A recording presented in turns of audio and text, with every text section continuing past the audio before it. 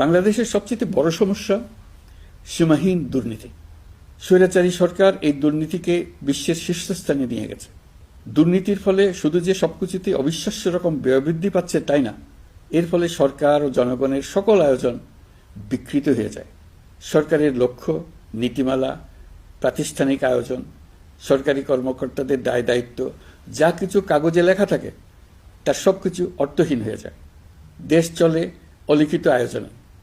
সরকারকে চলতে হয়, ব্যবসায়ীকে চলতে হয়, শিল্পপতিকে চলতে হয়, বিনিয়োগকারীকে চলতে হয়, দেশের সকল নাগরিককে এই অলিখিত নিয়মে চলতে হয়।